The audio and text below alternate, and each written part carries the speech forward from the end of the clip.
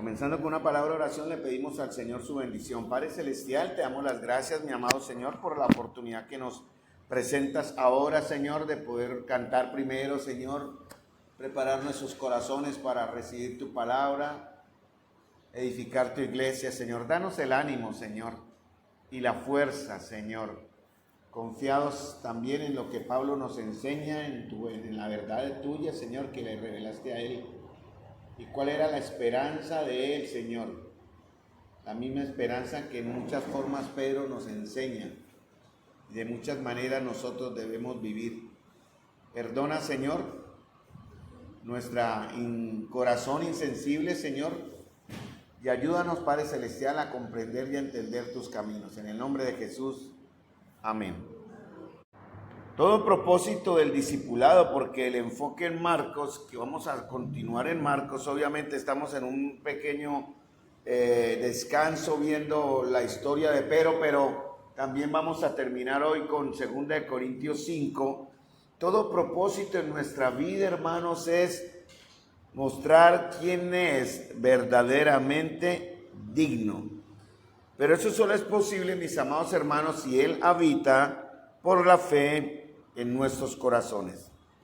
El discipulado que estamos viendo a través de Marcos, que como vimos el primer llamado del Señor en Marcos capítulo 1, versículo 16 en adelante, es precisamente eso, ¿no? Darle a Jesús un lugar en nuestro corazón. Y eso se va a ver a través de en los efectos. Siempre habrá un efecto en la vida de un buen discípulo.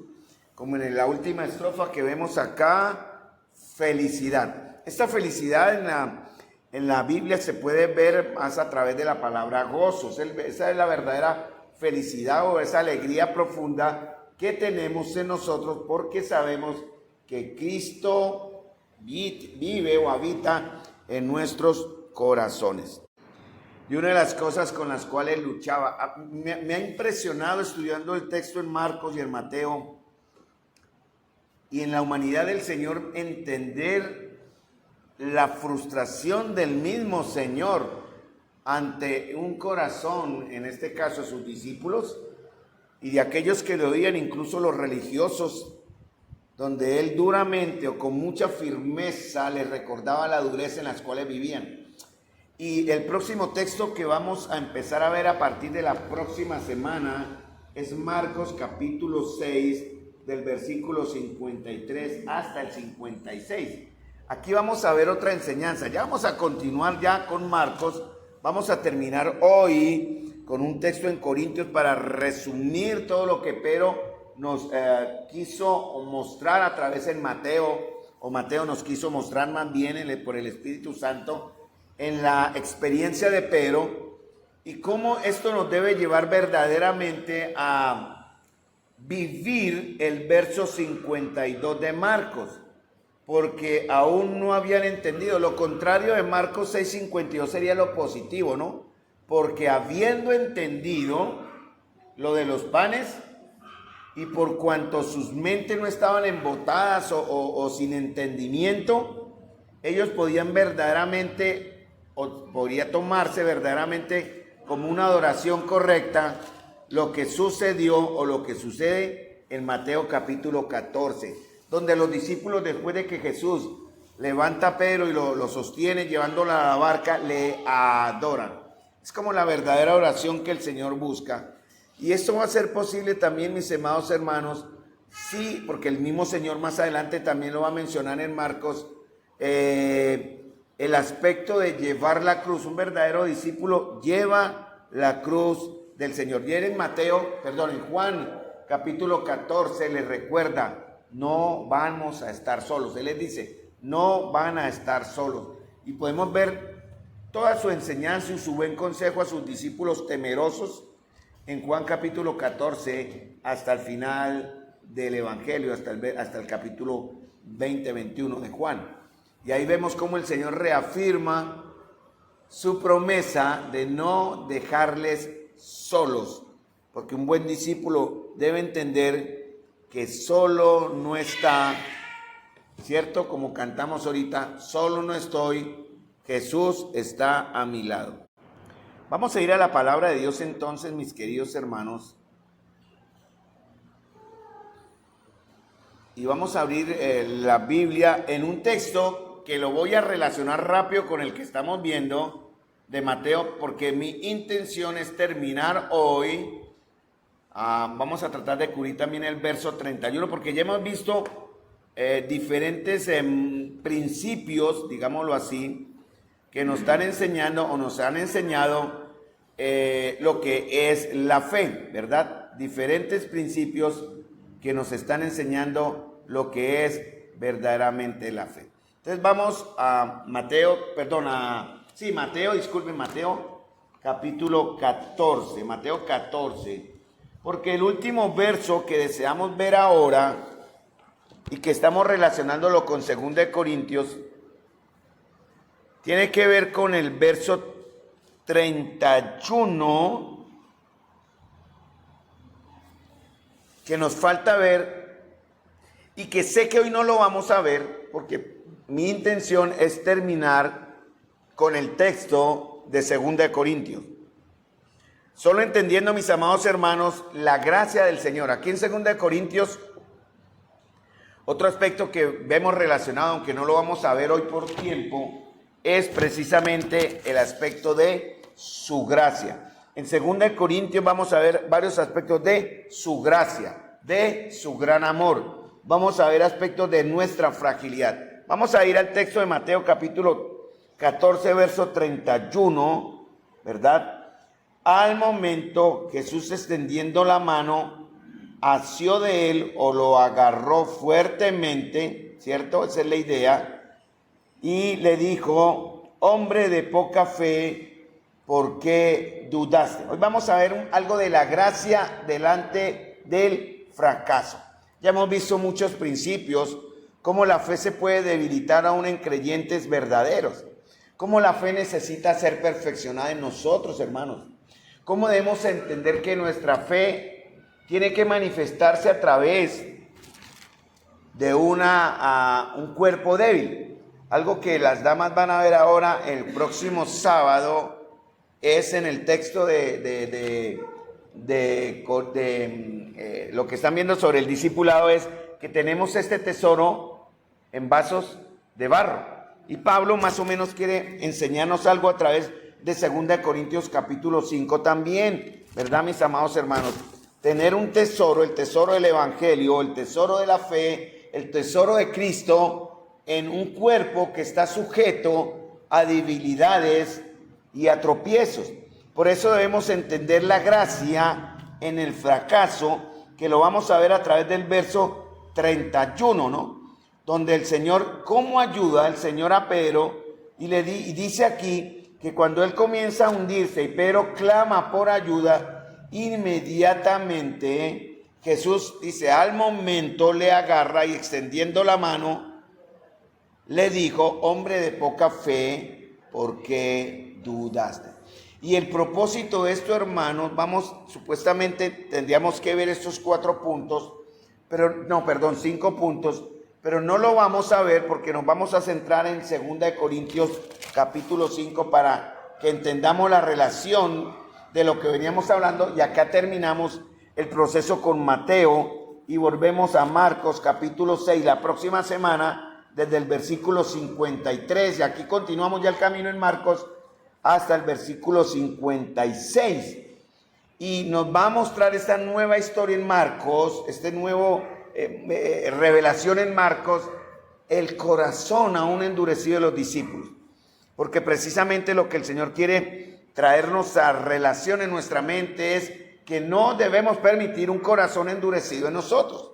Ese es como el punto. Pero volviendo a Mateo capítulo 14, vemos la gracia en el fracaso, versos 31 y 32, como él, dice, le agarró fuertemente, 2, extendió su mano, 3, le exhortó con amor, 4, le confrontó la fe, y 5, le cuestionó la fe. ¿Dónde estamos viendo eso? En Mateo capítulo 14, versículos 31 y 32, en el momento, dice, al momento, lo que tiene que ver con la gracia inmediata, extendiendo su mano, verso 31, el Señor hace tres cosas que son muy importantes y que en nuestra fe deben ser confrontadas o deben ser llamadas a cuentas en cierta manera. Una, le exhortó con amor. ¿Cómo le dijo? Hombre de poca fe. Yo no creo que el Señor le haya dicho a Pedro con regaño o con ira o con decepción. Más bien su llamado en amor fue como trayéndole a relación por qué permitió esa debilidad. Hombre de poca fe. También le confronta la fe. ¿De qué manera? Cuando dice, ¿por qué dudaste? Aquí el Señor está cuestionando la fe. ¿Por qué tenemos que dudar, hermanos amados, si tenemos todo para tener una fe que debe ser real y vivencial? Nuestra fe, mis amados hermanos, recuerden que nuestra fe viene de Dios. La fe que tenemos no es nuestra. El hombre no puede tener fe en el aspecto divino, la fe que viene de Dios, la fe que es un fruto del Espíritu por iniciativa propia, ¿verdad? Recordemos el fruto del Espíritu, ¿no? Más el fruto del Espíritu es ¿qué? Amor, gozo, paz, paciencia, benignidad, bondad, fe. Entonces, cuando habla fe, eso viene de Dios. La fe que ahora vivimos viene de Dios. La fe que nos ha salvado viene de Dios. Y la fe que mostró Pedro allí y que mostró en duda, era una fe que venía de Dios. Y que se inició, como dice en el capítulo 14, en el verso 28-29, cuando él escuchó la voz del Señor.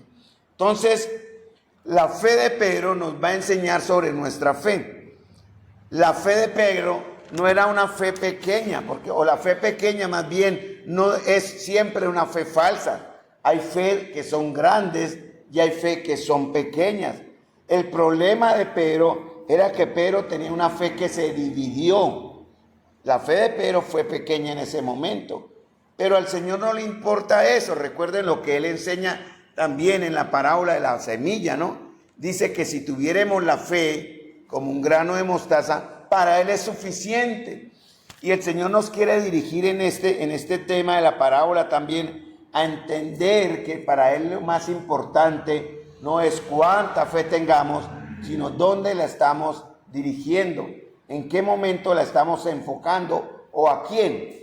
Podemos tener una fe errada en el hombre, una fe errada en la iglesia, una fe errada en un liderazgo que puede fallar. Pero hermanos amados, cuando tenemos nuestra fe centrada en Cristo, tenemos la garantía de victoria, es lo que quería decir. Entonces, una fe pequeña no es una fe falsa. Hoy día enseñan muchos que cuando usted no recibe un beneficio de Dios o no recibe lo que muchos quieren como declarar, decretar o como entre comillas obligar que Dios me tiene que entregar, y eso es una mala práctica de la doctrina cristiana, es porque no tuvo fe. Eso no es así. Entonces, el Señor aquí lo que está llamando la atención de Pedro en el verso 30, 31 y 32 no es la ausencia de fe, sino una fe débil o dividida.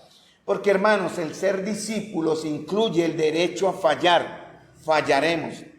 Incluso Pedro, uno de los más cercanos, en el círculo íntimo de Jesús, le falló. En el día anterior a su muerte, él le había dicho: Señor, si es necesario, moriré contigo. Y el Señor le advierte: ay, Pedro, no cantaré el gallo 3 veces antes de que tú me hayas negado, ¿cierto? Esta tercera vez. Y eso confronta a Pedro, pero también nos debe confrontar a nosotros, hermanos, porque nuestra fe, Pedro que estaba viendo al Señor, estaban siendo testigos de los milagros del Señor. Nuestra fe en cierta manera puede llegar a ser mucho más débil que la de Pedro, porque nuestra fe, el Señor dice: bienaventurados los que sin ver creyeron. Nosotros somos bienaventurados en ese aspecto, pero nuestra fe necesita ser protegida en cierta forma, mucho más que como Pedro necesitó en ese momento tan directamente de estar con el Señor, de que su fe fuese protegida. Entonces, Jesús no dice que Pedro no tiene fe, ¿no? Realmente fue el único que quiso ir a encontrar a Jesús. Los otros 11 que estaban en la barca estaban ahí asustados, ¿verdad? Tal vez acurrucados en el fondo de la barca, tal vez con sus brazos caídos, cansados de remar, pero ninguno de ellos, Señor, si eres tú, ninguno de ellos lo dijo, Señor, si eres tú, manda que vaya a ti. Entonces la palabra duda, ¿por qué dudaste? En el griego, literalmente, la palabra es dividir en dos. Cuando tenemos una duda en el aspecto de la fe, significa que nuestro corazón está dividido en dos. La palabra duda en griego es estar en dos caminos, ¿verdad? Implica como la incertidumbre, la incógnita de qué camino tomar, vacilar entre dos bases o dos apoyos. Pero vaciló. Él quería ser recibido por el Señor, pero dudó ante el golpe del viento en su costado. Realmente, cuando el Señor levantó a Pedro, sucede algo. ¿Por qué dudaste? Y cuando ellos subieron en la barca, se calmó el viento. Verso 32. Recuerden que nuestra barca, hermanos, simboliza todas nuestras seguridades, todo lo que nos da ese grado de certeza de que nada nos va a fallar. Si tenemos salud, estamos en la barca, pero ¿qué pasa cuando no la tenemos? Si tenemos trabajo, estamos en la barca, pero ¿qué pasa cuando no tenemos trabajo? Si tenemos estabilidad emocional o espiritual, estamos en la barca, pero ¿qué pasa cuando no tenemos estabilidad emocional o espiritual? Pero fíjense lo que dice aquí. Cuando ellos, recuerden, fueron los dos juntamente con Jesús, pasa el milagro, suben a la barca, ¿verdad? ¿Y qué sucede? La tempestad se calma. Por eso, hermanos amados, de aquí se extrae un principio de vida. Hermanos amados, antes de tomar una decisión arrebatada, miremos si Jesús está en nuestra barca, porque realmente esa es la enseñanza. El Señor va a permitir pruebas en nuestra vida. Pedro lo dijo, él mismo lo enseñó en 1 Pedro, él aprendió la experiencia. Es necesario que nuestra fe sea probada. ¿Para qué? Para que sea hallada ¿cómo? ¿Qué dice 1 Pedro capítulo 1, versículo 18? ¿Sea hallada de qué manera? Vamos a ver ese en 1 Pedro capítulo 1, versículo 18. Podemos decir por eso que Pedro aprendió de su experiencia, ¿no? De su experiencia de fe. Y él dice, vamos a ver acoger desde el verso 18 para entender el contexto, que entiendan, sepan, comprendan, tengan en su fe y en su mente la certeza de que ya fuimos rescatados de nuestra antigua manera de vivir, ¿cierto? Eso solo es posible con los discípulos que han oído la voz de Cristo y que le están siguiendo. ¿Y qué dice? Dice 1 Pedro 1:18, sígame ahí, la cual recibimos de nuestros padres. ¿Qué recibimos de nuestros padres? Una mala fe, una mala relación con Dios, una mala experiencia con Dios. Verso 18, 1 Pedro, les acabo de decir, 1 Pedro 1:18, dice, recibimos una vana manera de vivir, una inútil manera de vivir, de la cual fuimos rescatados. 1 Pedro 1:18, ya había dicho el texto, deben estar entonces en la lectura para que entiendan. Por ejemplo, verso 19, ¿cómo fuimos rescatados de esa vana e inútil manera de vivir? Con la sangre preciosa de Cristo. Dice, verso 22, habiendo purificado vuestras almas por la obediencia a la verdad. Entonces, hermanos, en el verso 18, Pedro dice, la cual recibiste de sus padres, no con cosas corruptibles como el oro o la plata, sino con la sangre preciosa de Cristo, como un cordero sin mancha y sin contaminación. Pedro dice en el capítulo 1 también, hablando de eso que acaba de reafirmar, vayamos al verso al capítulo 1, dice en el verso 6, hablando de lo que ya él reafirma en el capítulo 1:18, él dice que esa esperanza es lo que nos da alegría, ¿cierto? En el verso 4 dice, es una herencia incontaminada, como es incorruptible, reservada en los cielos, que somos guardados por el poder de Dios. Verso 5 dice, en la cual vosotros os alegráis, aunque ahora por un poco de tiempo, ahora dice él, si es necesario, ¿qué dice? Si es necesario, tengáis, o en el texto mío, ¿cierto? Dice, si es necesario, en el verso, 6, segunda parte, tengáis que ser afligidos en diversas pruebas.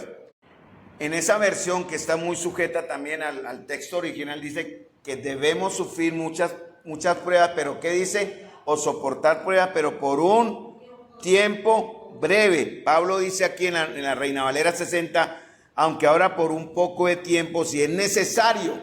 ¿Quién da esa necesidad? ¿Quién marca la pauta de que algo es necesario o no? El Señor, ¿no? Si es necesario, porque es el Señor el que va a probar nuestra fe. Oiga, de aquí surge una buena pregunta. ¿Cómo es nuestra fe? ¿Será que nuestra fe necesita ser probada? Tal vez en algunos no, porque aquí el mismo Pedro dice, si es necesario, la fe será probada. Pero si no es necesario, pues no será probada, porque ya delante del Señor, nuestra fe, que es preciosa como el oro, dice, ya ha sido probada con fuego, verso 7, ya ha sido hallada en alabanza, gloria, honra, que será también visto cuando el Señor venga en esa alabanza, en esa gloria y en esa honra. Pero mientras eso llega, verso 8, a quien amáis sin haberle visto, en quien creyendo, aunque ahora no lo veáis, os alegráis con gozo inefable y glorioso, obteniendo el fin de vuestra fe, que es la salvación de vuestras almas. Interesante que en 1 Pedro el apóstol habla de lo que vamos a ver ahorita en estos pequeños minutos que siguen de 2 Corintios. Por fe andamos, no por vista. Y Pedro dice, a quien amáis. Mire, hermano, yo creo, basado en este texto, que mis pruebas no serán tan duras para mí, o tal vez, y abro comillas porque eso está en la soberanía de Dios, no en mi deseo, yo no quisiera no pasar por pruebas, pero cuando el Señor me ve que cuánto le estoy amando, mis pruebas van a ser mucho más llevaderas, como si en verdad no existieran, como si en verdad no fueran pruebas, van bien como una manera, una oportunidad de darle al Señor alabanza, gloria y honra, ¿verdad? Una oportunidad de expresar, dice que aunque ahora no lo veáis, os alegráis con gozo inefable y glorioso. Tal vez el Señor ve en mí una fe tan basada en el amor hacia Él. Miren, hermanos, cuando el Señor no ve amor hacia Él, Él va a tener que probar la fidelidad nuestra de alguna manera. Y eso se traduce en las diversas pruebas que iremos recibiendo a través de nuestra vida. Pero recibió una en cierta manera, porque de aquí nos enseña que la verdadera prueba, llamémoslo así, para entenderla o usar la palabra que estamos usando en el contexto de 1 Pedro, que vamos a ir ahorita a 2 Corintios, y que nos lleva al momento en que Pedro se está hundiendo y él clama al Señor pidiéndole ayuda, es que le adoremos a Él, como sucedió en Mateo capítulo 14, versículos 31 y 32. Cuando ellos dos se subieron a la barca, sucedió un milagro, ¿no? Inmediatamente, ¿qué? El viento o la tempestad se calmó, ¿verdad? La tempestad cesó y los que estaban en la barca mostraron un efecto, que no era el efecto real, no era lo que el Señor esperaba, porque en Marcos dice que el corazón de ellos aún estaba embotado. La palabra embotar en la Nueva Biblia Latinoamericana, en la Nueva Reina Valera, es endurecido, pero otros, en el texto también permite interpretar como confundidos, aún no entendían. Hermanos, yo oro mucho para que el Señor me dé, por ejemplo, en mi caso personal, no permita que mi mente se atrofie o se embote o se distraiga o mi corazón se confunda respecto a sus verdades.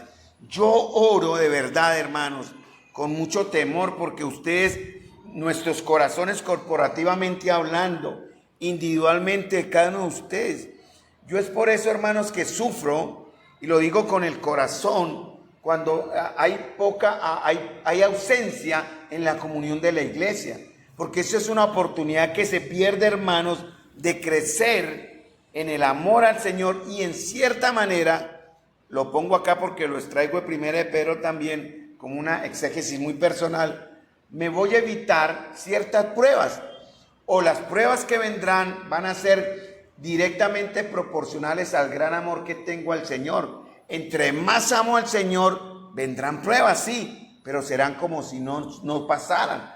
¿Cuál fue la máxima prueba? Por ejemplo, Pablo estaba escribiéndole a los corintios en el texto que vamos a ver hoy, y más adelante él escribe una carta a los filipenses llamada la epístola del gozo. ¿Y dónde estaba él? En la cárcel, sufriendo pruebas. Él mismo dice en Corintios, creo que ahí en el texto del 2 de Corintios lo menciona, cuando él habla que son atribulados, yo he sido abatido, he sido castigado, he sido golpeado, casi me ahogo varias veces, todo por causa del Señor. Pruebas. ¿Pero en qué redundó eso? ¿En qué sumó esto? Miren, la conversión de personas, en que la iglesia creciera. Hermanos, queremos ver nuestra iglesia fortalecida, tenemos que ser fieles en la comunión. Eso es una norma que está en la Biblia. Eso no es un invento personal o es una conclusión humana. Es el resultado de lo que Dios quiere y que muestra a través de la palabra. Entonces, el milagro que vimos aquí no es que Pedro caminara sobre el mar hacia el Señor Jesús, sino que el Señor Jesús revela aquí otro aspecto, que Él es el Señor de las tormentas. Porque cuando Él aceptó a Pedro y lo levanta, que se estaba hundiendo la tormenta, ¿se calmó? No, ellos dos van hacia la barca, y cuando encuentran la seguridad de la barca, la tormenta pasa. Algo que vamos a ver en Marcos, capítulo 6, versículos 53 al 56, otro aspecto, y eso lo vamos a empezar ya a ver para continuar con Marcos en el estudio de Marcos. Ya hemos estado mucho tiempo en Marcos 6, hemos hablado del discipulado, estamos hablando ahorita de Pedro, y vamos a rematar con 2 Corintios capítulo 5. Pero fíjense que el Señor viene enseñándole a los discípulos desde Marcos 3, Marcos 2, aquí en Marcos 4, recuerden que Él calma la tempestad, llegan a tierra y libera a un endemoniado, llega a la tierra y levanta a una niña de la muerte.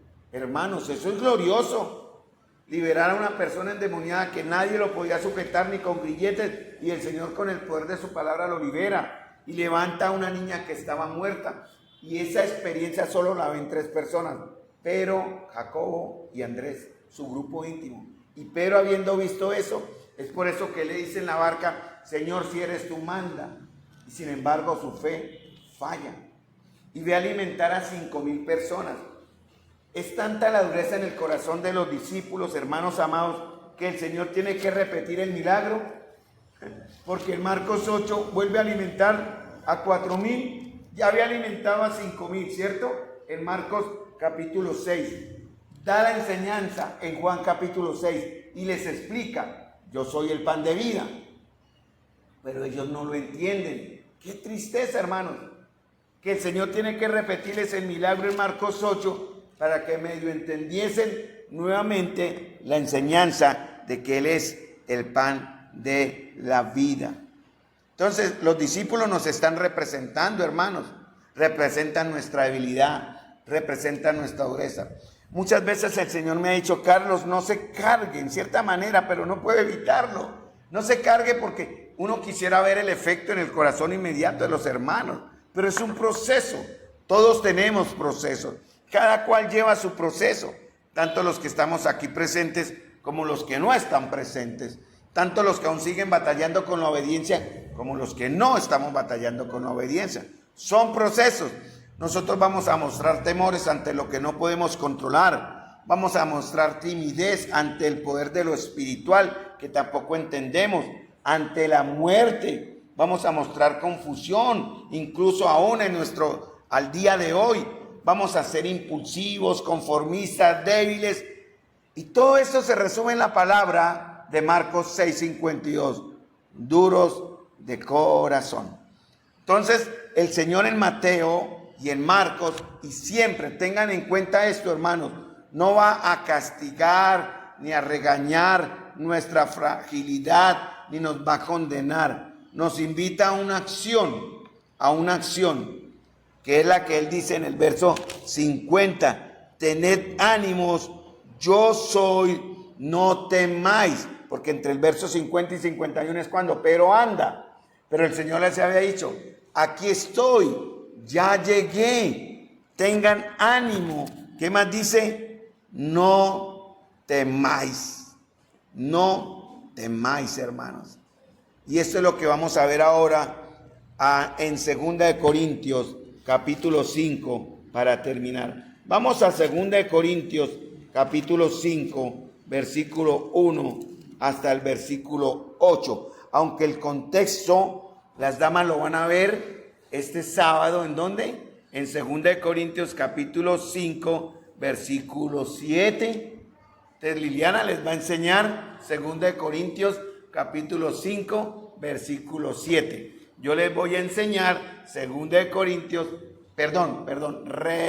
corrijo. Liliana les va a enseñar 2 Corintios capítulo 4, versículo 7. Y yo voy a ir al capítulo 5, versículo 1 al 7. ¿Y de qué habla en el capítulo 4, 7? Comencemos desde el 4, 7 rápidamente para ir a 2 Corintios capítulo 5. Habla de un capítulo 4, versículo 7, ¿no? Viviendo por fe. Esa es la parte donde comienza un tema. De eso les va a enseñar mi esposa el sábado en Damas. Y dice, tenemos un tesoro en vasos de barro. Voy a centrarme no en el tema de Liliana, porque le quitaría el tema a ella, en cierta manera. Pero voy a enfocarme en dónde está el tesoro. Pablo dice que él tiene un tesoro ¿en qué? En un vaso de barro. ¿Cuál es ese vaso de barro? Nuestros cuerpos o nosotros. ¿Y por qué está en estos vasos de barro? Y él dice en el verso 7, con una razón, porque Dios debe ser glorificado, hermanos, para que el poder o para que la excelencia del poder sea de Dios y no de nosotros. Entonces, Pablo aquí habla, ¿por qué tenemos el tesoro y la luz del evangelio en vasos de barro? Para que la gloria sea para Dios. ¿Por qué pasamos por pruebas? Para que la gloria sea para Dios. ¿Qué pasa si nuestra fe es poquita o mucha? No importa, la fe es para Dios si nos centramos en Él. Entonces, vamos a ir, porque eso es lo que Pablo habla de su experiencia en el verso 8 del capítulo 4. Pero vamos al capítulo 5, que era el que teníamos que comparar con Mateo, ¿no?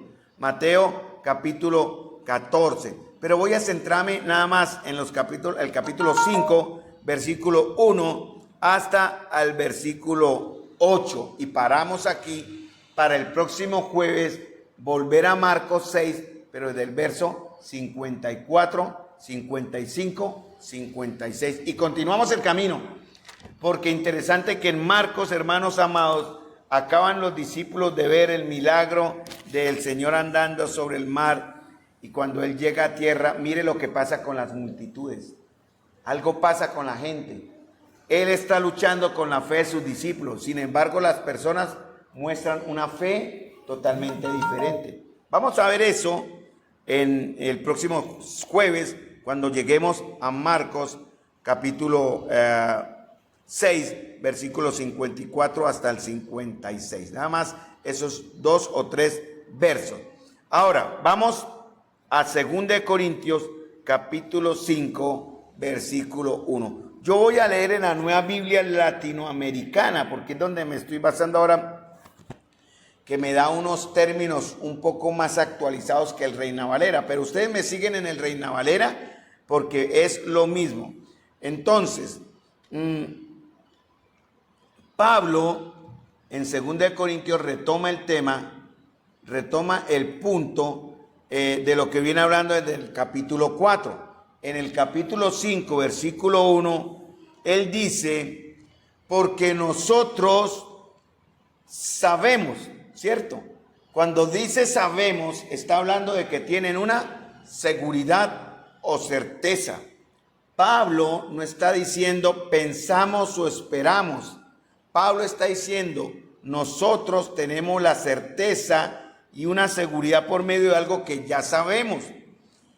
Esto nos enseña algo sobre la fe, porque la fe que dice Hebreos capítulo 11 es la certeza de lo que se espera. Entonces la certeza es la misma palabra que Pablo habla aquí, sabemos. Tenemos esa certeza en nuestros corazones. ¿Qué es lo que necesitamos saber? En el caso de Pablo, él quiere hablar de algo que va más allá de lo físico. Pedro quiere ver al Señor e ir al Señor para experimentar algo más que lo físico. Y él lo experimentó. ¿Qué fue lo que Pedro experimentó que fue más allá de lo físico? Muy bien, caminar sobre el agua. ¿Quién ha hecho eso? Nadie lo ha podido hacer ni lo hará hasta el día de hoy. Él experimentó algo que iba más allá de la dimensión física o material. Nosotros pronto, hermanos, también mirando 2 Corintios 5:1, sabiendo, nosotros sabemos, porque Pablo viene del capítulo 4 hablando, dice, porque sabemos. Por eso es que Pablo habla de un tesoro en vasos de barro y habla otras cosas que el sábado Liliana les va a compartir en el tema de muriendo al yo. Y Pablo dice entonces que los creyentes podemos saber cómo es el mundo que está más allá de lo que nuestros ojos ven, ¿verdad? Y dice, ¿qué es lo que dice Pablo que sabe? Vamos al texto de 2 Corintios 5.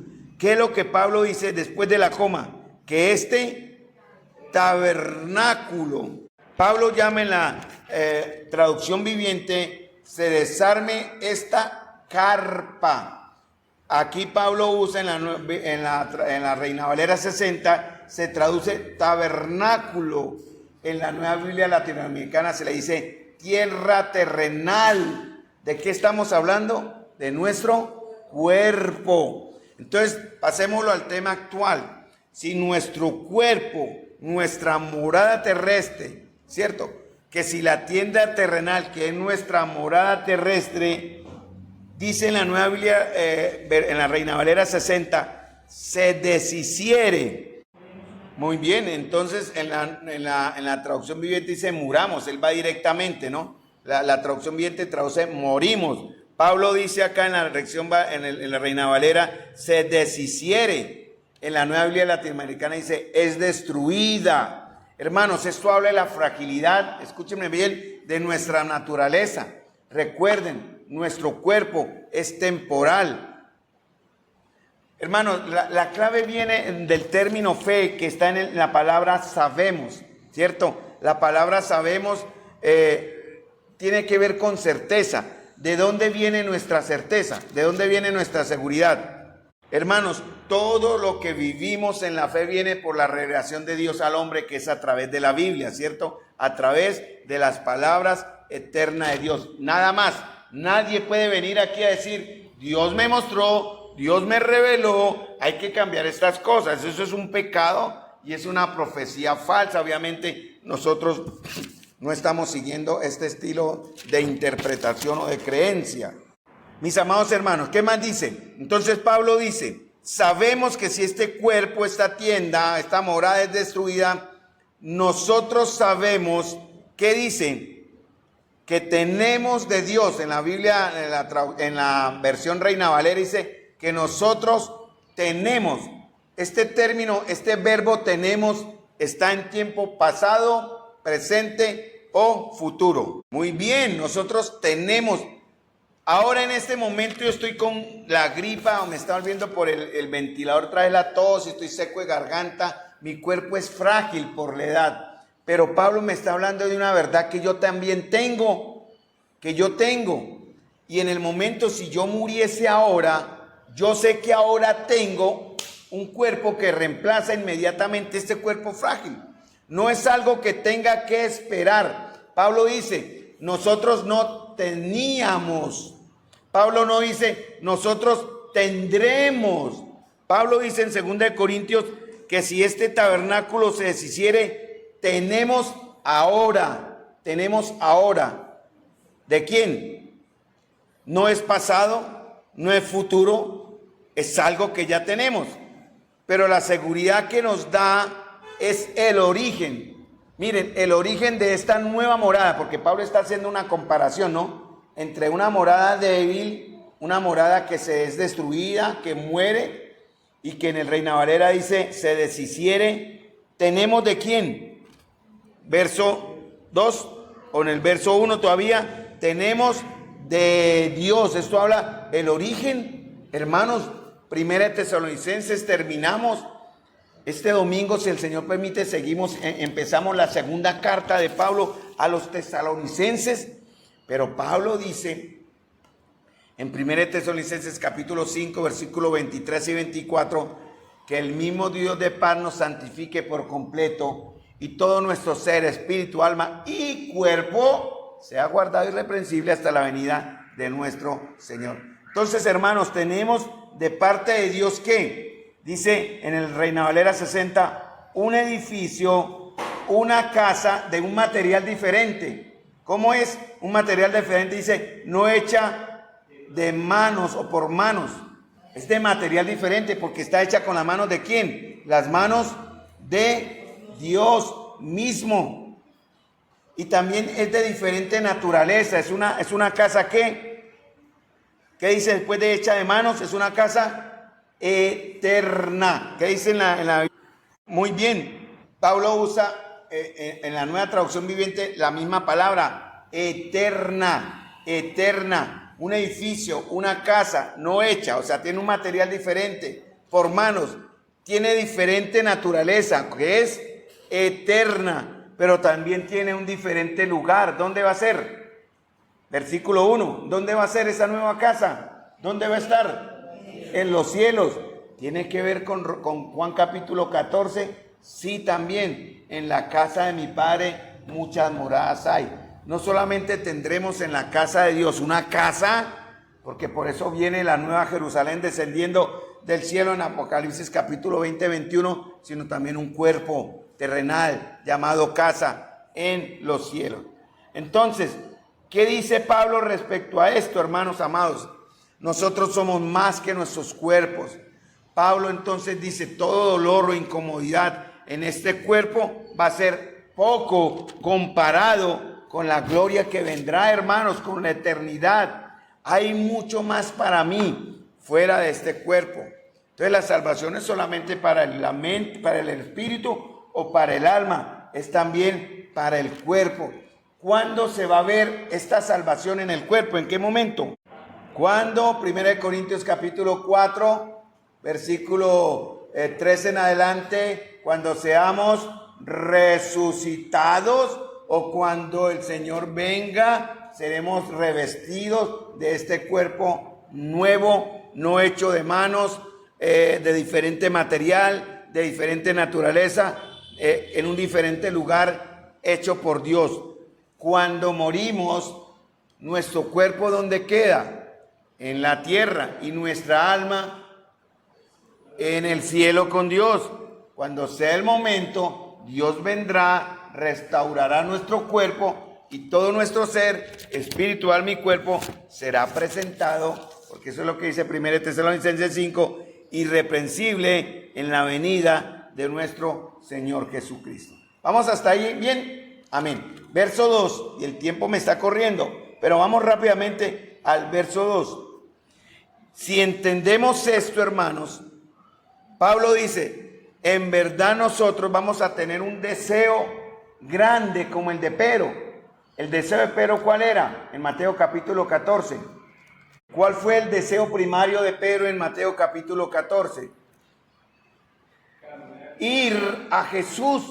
Si eres tú, manda que yo vaya a ti. Pero no dijo, Señor, calme la tempestad y voy. Pero no dije, Señor, dame la facilidad y voy. Pero simplemente dijo, Señor, quiero ir, mande. Y el Señor dijo, ven. Y aquí en Corintios, Pablo dice, en verdad, si nosotros entendemos lo que está en el verso 1, Pablo dice, por eso también nosotros, ¿qué palabra usa ahí en la nueva versión Reina Valera? Gemimos. ¿Qué palabra usa en la otra versión? Entonces Pablo dice, aquí gemimos, el deseo, pero Pablo también habla, eso está en Colosenses capítulo 1 versículo 29 y en Colosenses capítulo 2 versículo 29, este aspecto del trabajo intenso, de la fatiga de nuestro cuerpo que se fatiga. Por eso dice, nos fatigamos. Y muchos de nosotros, ¿por qué, hermanos, estamos, si no tenemos el deseo como el de Pedro ir a Jesús? Es porque muchos de nosotros no estamos deseando ir al cielo. Por eso es que las reuniones son tan pobres, hermanos, en las reuniones de iglesia, porque muchos hermanos tienen su mente, algunos por obligación laboral, obviamente, otros simplemente por descuido y descaro, tienen su mirada puesta en las cosas terrenales y no anhelan estar donde está Jesús, porque muchos no tienen aún el deseo, no tienen el deseo o no quieren aún ir al cielo. Entonces Pablo dice, nosotros, verso 2, gemimos deseando ser, dice, revestidos o vestidos de nuevo, ¿no? Cuando usted no está cómodo con algo, ¿usted qué pasa? Se lo quiere quitar, ¿cierto? ¿Estamos cómodos con el cuerpo que tenemos ahora en esta tierra? Si en verdad no estamos cómodos con el cuerpo que tenemos en esta tierra, tenemos que tener paciencia y anhelar, como dice, anhelamos ser vestidos. Pablo dice, deseando ser revestidos de aquella nuestra habitación celestial. Miren cómo Pablo resalta mucho ese término anhelo, deseo, deseando, anhelando. Es un deseo espiritual intenso. No significa escapar del dolor, hermanos, porque es Dios el que nos viste. ¿Quién es el que nos va a vestir? De una casa hecha, dice, por Dios, ¿verdad? De diferente material, de diferente naturaleza, que nos espera en los cielos. Y Pablo dice eso, deseo ser, anhelo ser vestido con nuestra habitación celestial. Verso 3 rápidamente. ¿Por qué Pablo anhela ser vestido de esa habitación celestial? ¿Por qué deseamos? ¿Por qué él quiere que lo anhelemos? Porque cuando eso suceda, verso 3, así seremos hallados vestidos y no desnudos. Hermanos, delante del Señor seremos presentados no con estas ropas de muerte, sino seremos presentados al Señor con vestiduras nuevas de salvación. Cuando dice que en Apocalipsis habla de las vestiduras de salvación, ¿cierto? Pero esas vestiduras tienen que estar sobre un cuerpo. No es un cuerpo fantasmagórico, un cuerpo renovado, diferente, resucitado, ¿verdad? Y por eso Pablo dice, yo anhelo, gimo en esta morada, quiero ser vestido con nuestra habitación celestial. Porque una vez que eso suceda, no nos encontraremos. Por eso el apóstol Pablo en Corintios dice que seremos hallados irreprensibles. Eso es lo que significa. Seremos hallados, no seremos hallados, desnudos, sino vestidos. Esa fue la fe que Pedro tuvo que aprender, hermanos. Hermanos, para el Señor el cuerpo no es un castigo, no es malo. Algunos quieren tratar al cuerpo como malo y pecaminoso. Está contaminado por el pecado, obviamente. Si el cuerpo fuera malo, recuerden quién nos creó su imagen y semejanza.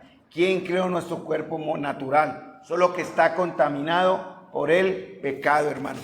Entonces, miren lo que dice Pablo en el capítulo 5, versículo 4. Porque asimismo, los que estamos en esta tienda, esa es nuestra condición actual, hermanos.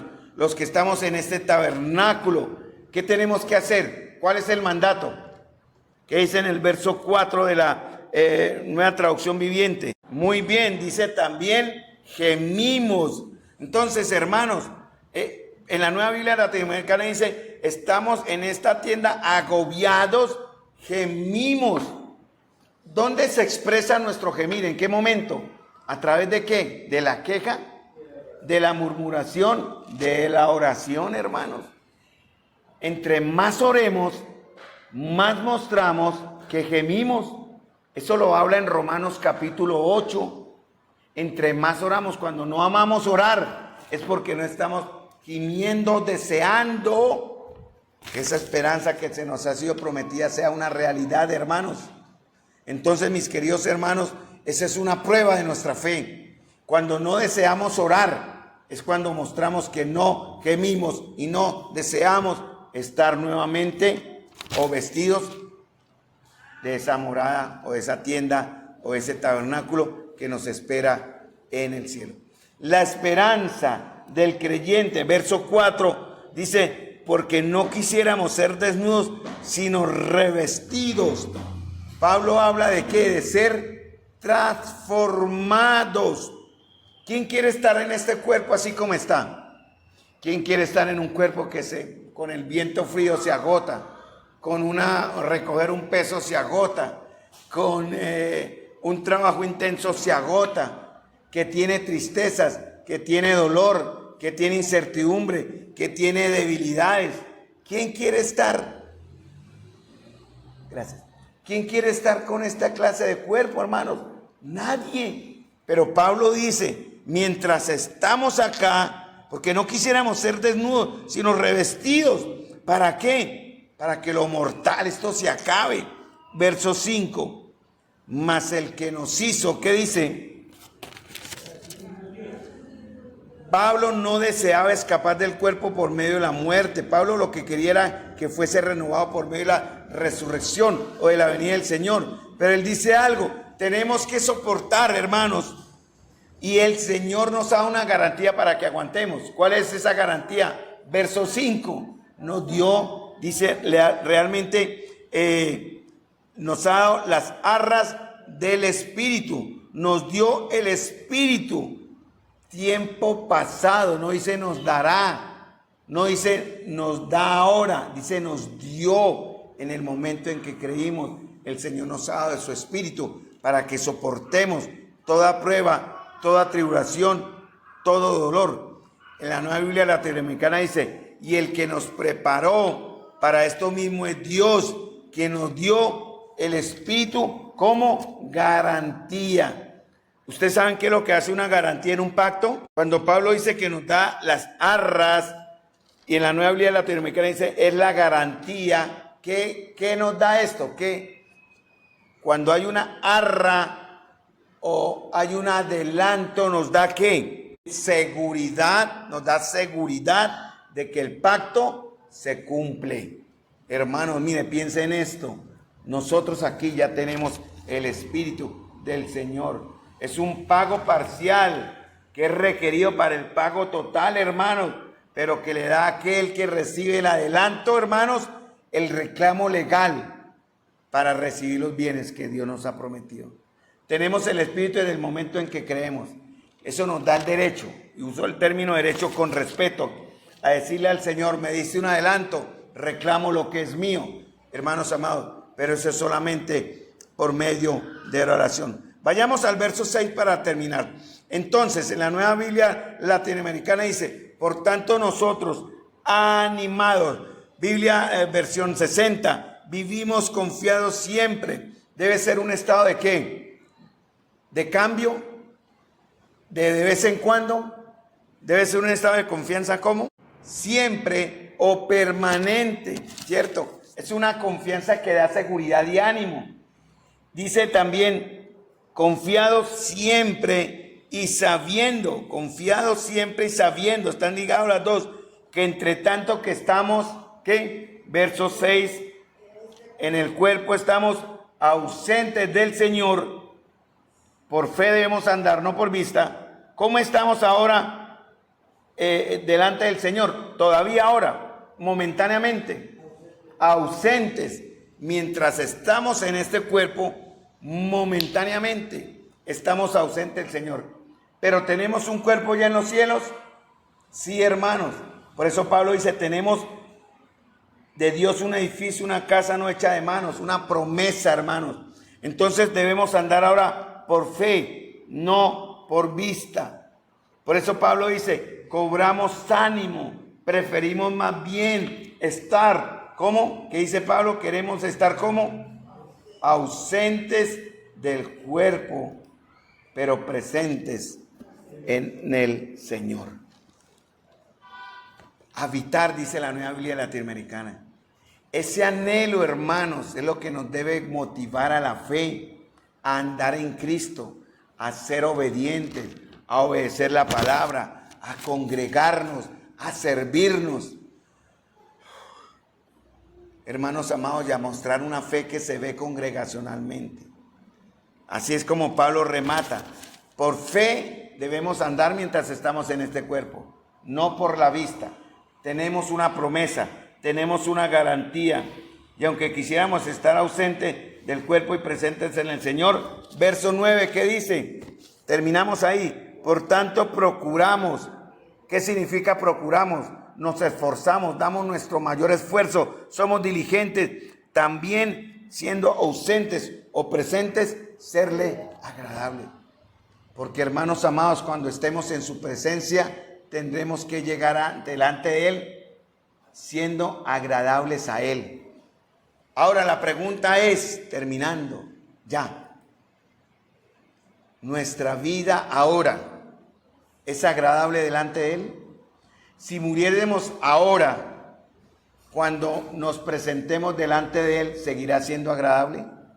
¿Morirá usted en un pecado practicado a ocultas? ¿Morirá usted en una rebeldía, en una desobediencia? Si eso pasare, ¿cómo se va a presentar delante del Señor?